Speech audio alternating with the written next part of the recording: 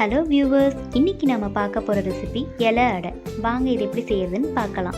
இதுக்கு தேவையான ingredients: 1 cup அரிசி மாவு, 1 கப் வெல்லம், 1 கப் துருவன தேங்காய், 3-4 டீஸ்பூன் நெய், தேவையான அளவு உப்பு, 1/2 டீஸ்பூன் ஏலக்காய் தூள். இப்போ முதல்ல நம்ம சுடுதண்ணி வைக்க போகிறோம். சுடுதண்ணி எதுக்குன்னு பார்த்தீங்கன்னா அரிசி மாவு பிசையறதுக்காக.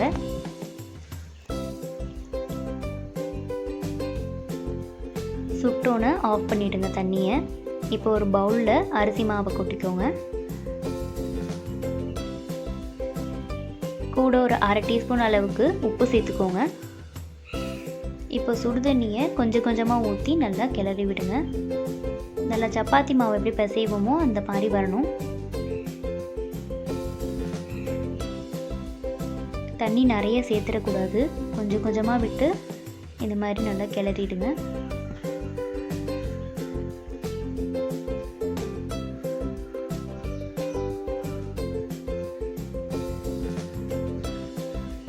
பார்த்தீங்கன்னா இப்படி ரெடி பண்ணி வச்சுக்கோங்க. அரிசி மாவை ரெடி பண்ணி வச்சுட்டு க்ளோஸ் பண்ணி சைடில் வச்சுருங்க. இப்போ அடுத்து நம்ம வெள்ளைப்பாகு செய்ய போகிறோம். அதுக்கு வெல்லம் 1 கப் சேர்த்துக்கோங்க. வெல்லம் கரையிறதுக்கு கொஞ்சமாக தண்ணி சேர்த்துக்கோங்க.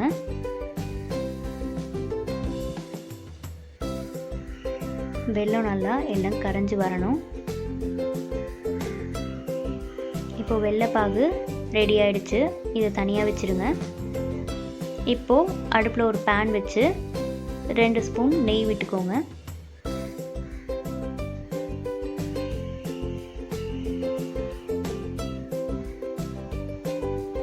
நெய் நல்லா காஞ்சோன்னே துருவி வச்ச தேங்காய் 1 கப் சேர்த்து நல்லா கிண்டி விடுங்க. நல்லா நெய்யில் ரோஸ்ட் பண்ணுங்கள் தேங்காவை. ஃபியூ செகண்ட்ஸ் கழித்து நம்ம செஞ்சு வச்ச வெள்ளைப்பாகை தேங்காய் மேலே ஊற்றிடுங்க. ஊற்றிட்டு நல்லா கிளறி விடுங்க. நம்ம கொழுக்கட்டைக்குள்ளே வைக்க போகிற ஸ்டஃபிங் இது. ஸோ நல்லா கெட்டியாக வர வரைக்கும் கிளறிட்டே இருக்கணும். இந்த ஸ்டேஜில் ஒரு 1/2 டீஸ்பூன் ஏலக்காய் தூள் சேர்த்துக்கோங்க.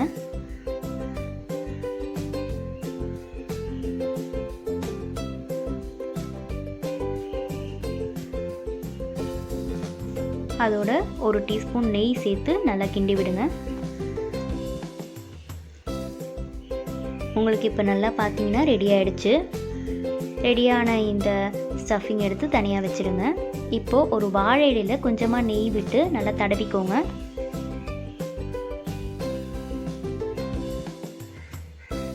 தடவிட்டு நம்ம பிசைஞ்சு வச்ச அரிசி மாவை எடுத்து வச்சுக்கோங்க. மீடியம் சைஸாக ஒரு ரவுண்டாக உருட்டி வச்சுக்கோங்க.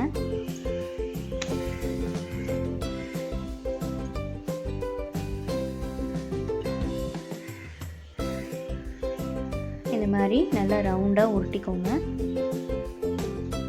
உருட்டிட்டு அதை வாழையில வச்சு நல்லா தட்டுங்க. யூனிஃபார்மாக எல்லா சைட்லேயும் தட்டுங்க.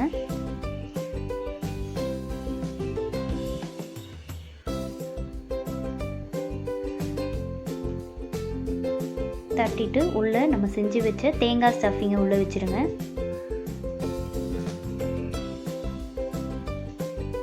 இப்போ உள்ளே வச்சோன்னே வாழை இலையோடு சேர்த்து அப்படியே மூடிடுங்க. கொஞ்சமாக அந்த கொழுக்கட்டை மூடுறதுக்கு அப்படி கொஞ்சம் தட்டி விடுங்க. உள்ளே க்ளோஸ் ஆகிடும். இந்த மாதிரி எல்லாத்தையும் செஞ்சுடுங்க. செஞ்சுட்டு இட்லி பானைக்குள்ளே செஞ்ச எல்லா இலை அடையையும் உள்ளே வச்சுருங்க. இதோட ஸ்பெஷலே இலையோடு நம்ம செய்கிறது தான். அதான் இலை அடைன்னு சொல்கிறாங்க. அதை இது ரொம்ப ஹெல்த்தியானது. செஞ்சுட்டு எல்லாத்தையும் வச்சுட்டு இட்லி பானையை க்ளோஸ் பண்ணிவிடுங்க. 15 நிமிஷம் நல்லா வேகணும். 15 நிமிஷம் கழித்து எடுத்து பார்த்தீங்கன்னா இலை அடை இல்லை இலையப்பம் நல்லா வெந்திருக்கும். சாப்பிட்றதுக்கு ரொம்ப அருமையாக இருக்கும். பார்த்தீங்கன்னா நம்ம இலை அடை ரொம்ப அருமையாக ரெடி ஆயிடுச்சு.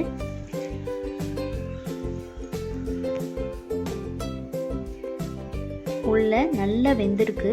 சாஃப்டாக சாப்பிட்றதுக்கு ரொம்ப நல்லாயிருக்கும். இதை நிச்சயமாக ட்ரை பண்ணி பாருங்கள். இந்த ரெசிபி உங்களுக்கு பிடிச்சிருந்துச்சுன்னா லைக் பண்ணுங்கள், ஷேர் பண்ணுங்கள், மறக்காமல் நம்ம சேனலை சப்ஸ்கிரைப் பண்ணுங்கள். தேங்க்ஸ் ஃபார் வாட்சிங்.